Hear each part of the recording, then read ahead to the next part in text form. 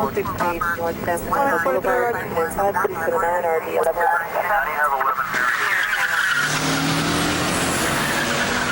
Hi, welcome to Let's Cook. You know the term on the lamb, it's British in origins.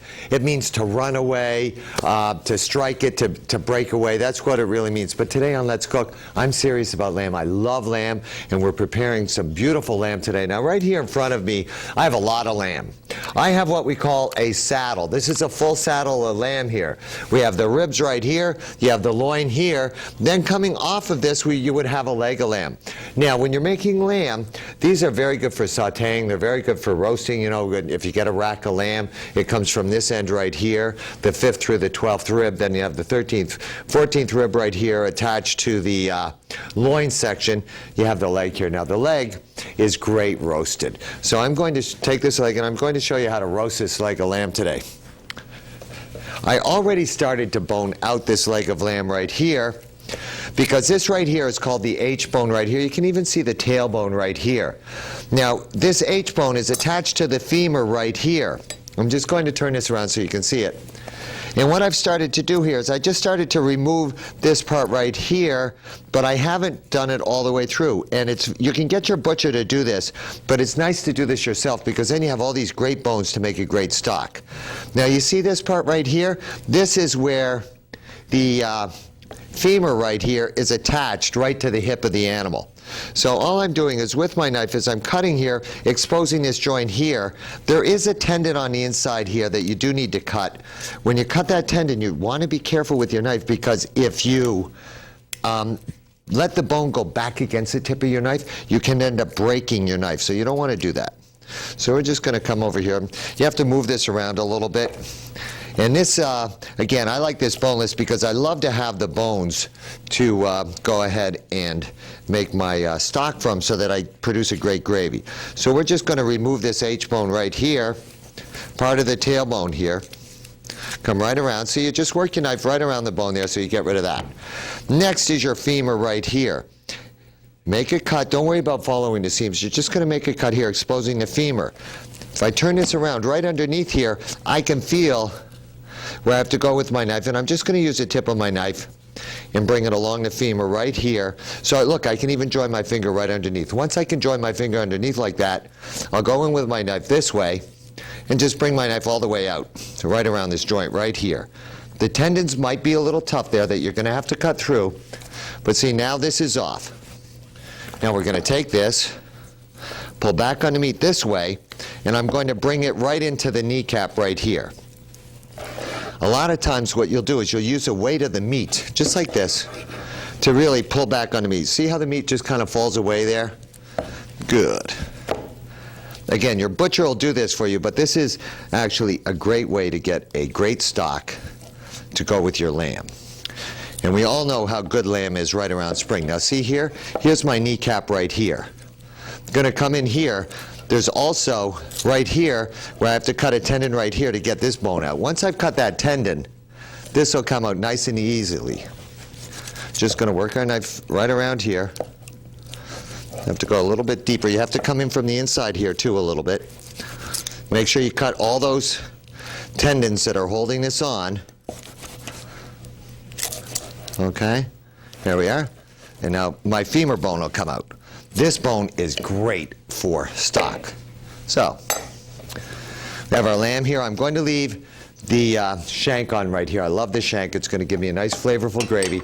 These bones, just take these bones, roast these in the oven, put these in your stock with some mirepoix. They'll make great flavor for your gravy. Next, once we have it like this, I'm just going to take this now, open this up a little bit more here.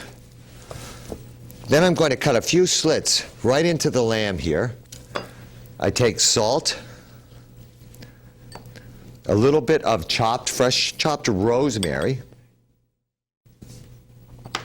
garlic, little garlic right here, and a little bit of pepper. Now we're going to tie this. Show you an easy way to tie this. Bring this nice and tight like this together. Make sure that it's a good idea to have the leg down by you if you're not used to tying.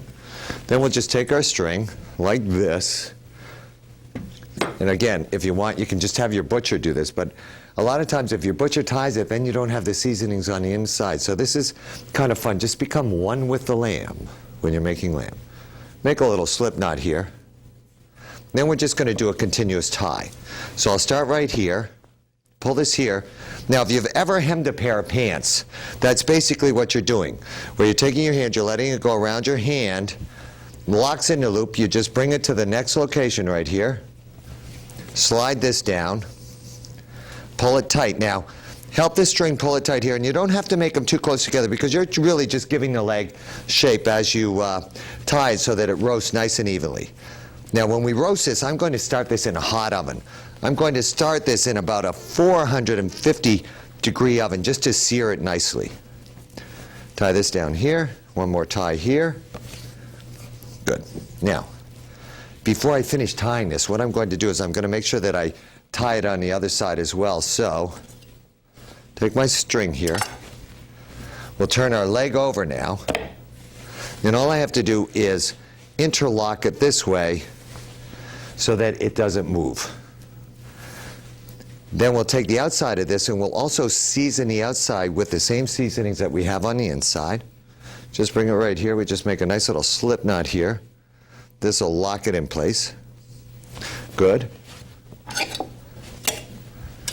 Same seasonings on the outside, a little bit of pepper, a little bit of salt here, some of my rosemary, some garlic, a little bit of olive oil now too.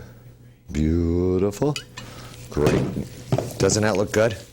I really feel like I'm one with the lamb now. I'm going to take this now, put this on a rack. I'm going to make sure it's elevated in the oven when it roasts.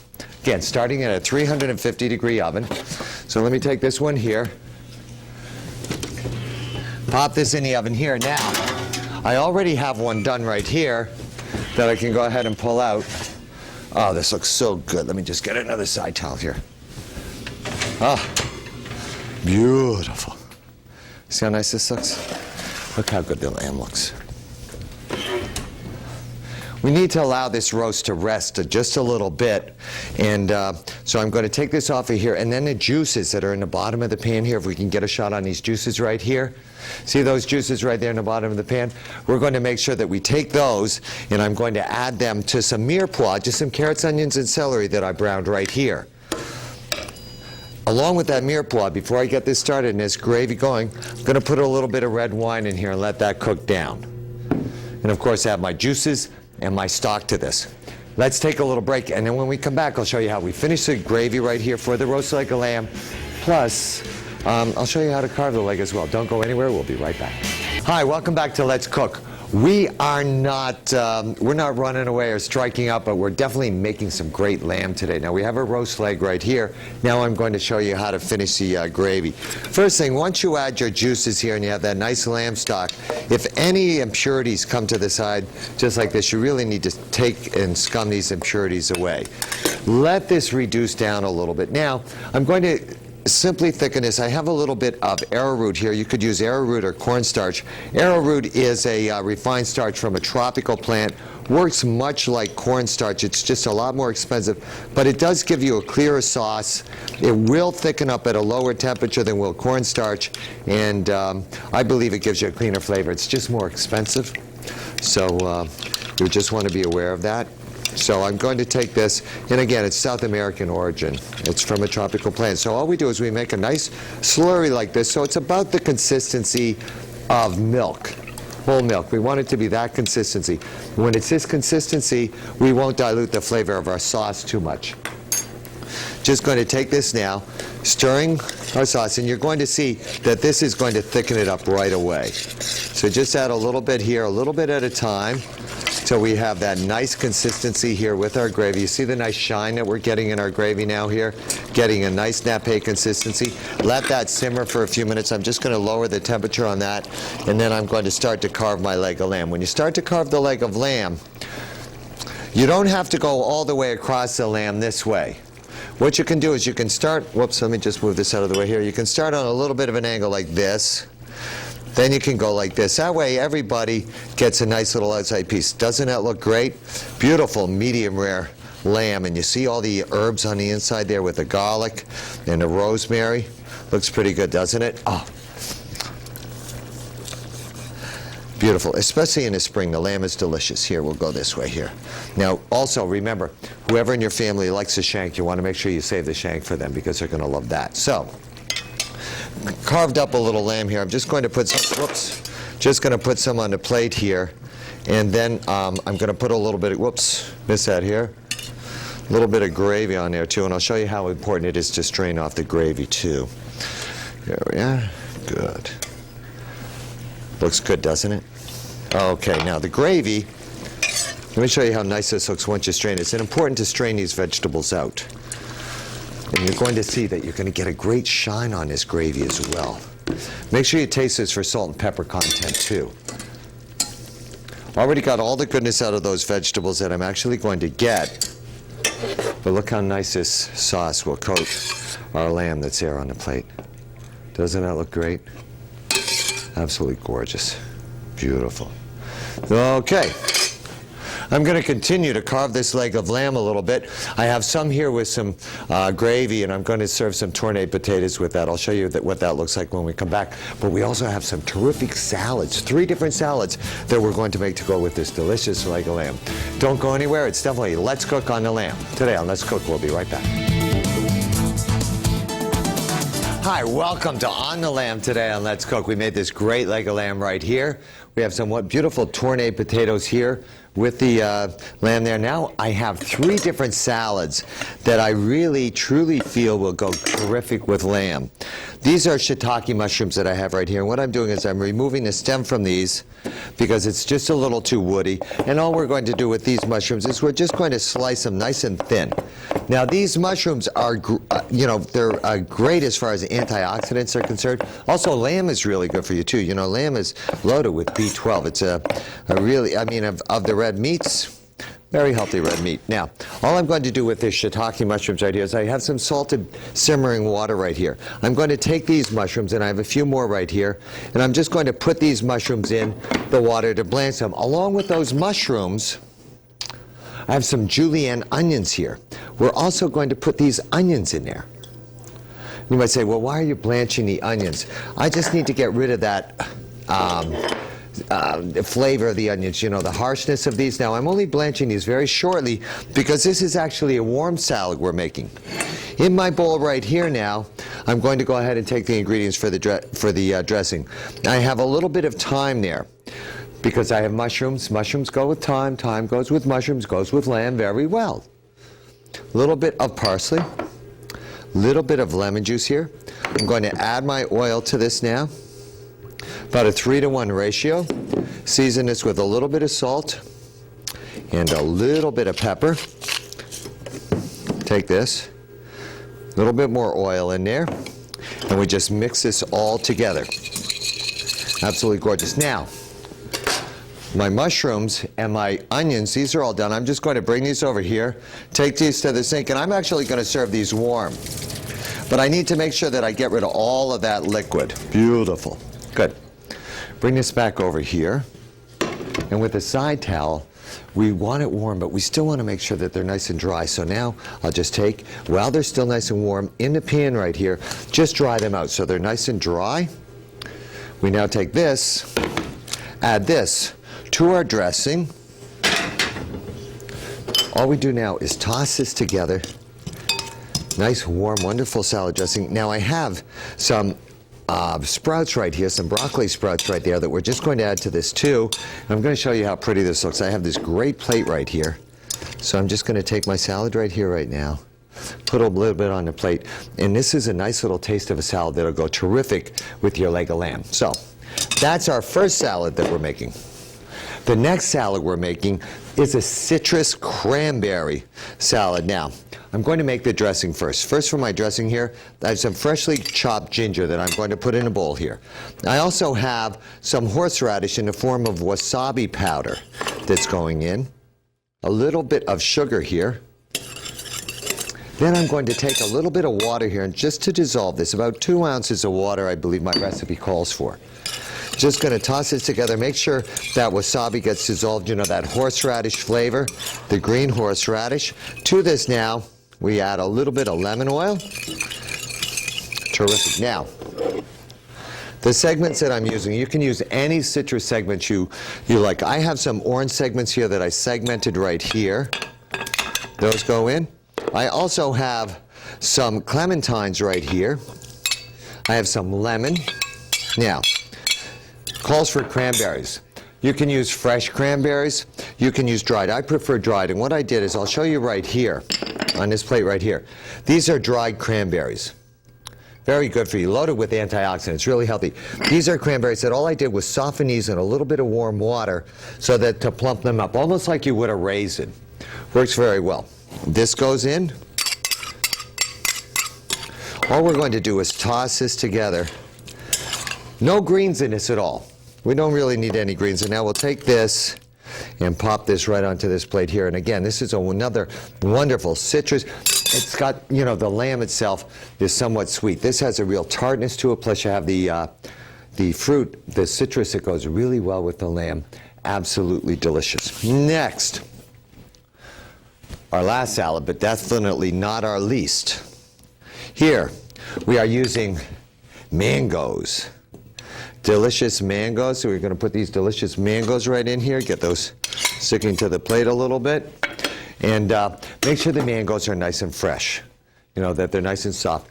You don't want them to be unripe. They should be really nice and ripe, but they should still hold their shape like these did. I also have right here some pears that I cut into julienne strips.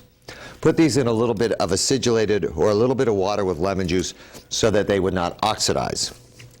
So I have my pears. Next, a little bit of coleslaw here, or actually cabbage. Now what I did with this cabbage to get it so firm like this is I took and I shredded it, then I soaked in a little bit of salt water for a couple hours, and it gets really nice and firm. The salt draws the moisture and the bitterness out of the cabbage. Did you know that cabbage is related to the onion in the same family? So we just want to get rid of that. Add this to this now, so we have a lot of different flavors and textures going on there. Just going to toss this together very gently. Oh, doesn't this look good? Just kind of toss this together. Now, I get so excited about lamb that I can't decide whether I should use a spoon or my hand to toss this. But remember, there's no dressing on this at all. So we're just, and my hands are impeccably clean. Now, to this is where it really gets good. We're going to add some parsley to this. We're using lemon juice, and just a little bit. The fresh lemon is going to prevent the pears from oxidizing, plus it's going to give it a great flavor. A little bit of grapeseed oil here. I'm going to use my favorite chili sauce, whichever one you prefer. This is a Vietnamese chili sauce. Hai Phong Foods Incorporated, very good. I love it. Toss this together. Now to bring the flavor of this out, we do need just a little bit of saltedness.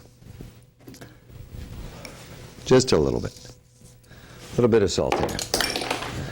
Toss this together. Beautiful. Now I'll show you exactly what this looks like on the plate, because again, we have three gorgeous salads here. And I'm going to put them all together on the table so you can see them here. But here we have our pear, mango, and cabbage salad. We have our citrus cranberry salad right there. And then we have our shiitake, sprout, and onion salad right there. All of these are going to go great with that leg of lamb. We're going to take a little break, and then when we come back, I'm going to show you a nice plate with the roasted leg of lamb and all three of these salads. Don't go anywhere. We'll be right back. Hi, welcome back to Let's Cook. I'm actually pacing here because I can't wait to show you how nice this plate looks with our three salads. We have our roast leg of lamb right here. Now what I'm going to do with this is I'm just going to take and make three nice slices on this. So we're going to take this. Actually, I'm going to use two right here because I only have a minute left. So I'm going to take this beautiful rare lamb right here, nice medium rare lamb. Then remember our three salads? First thing we're going to do, I'm going to take a little bit of our mushroom salad here, which is warm with the onions and the sprouts. That's going to go right there. Then again, to complement this even further, we have our mango, pear, and cabbage salad right here. And last but not least, we have our citrus and cranberry salad right here. All three of these salads are going to be a perfect complement to your roast leg of lamb, be it served hot or warm, with or without gravy. Thank you so much for watching Let's Cook today. You have a great day, and remember, it's okay to be on the lamb, especially if you're roasting it. Bye-bye for now.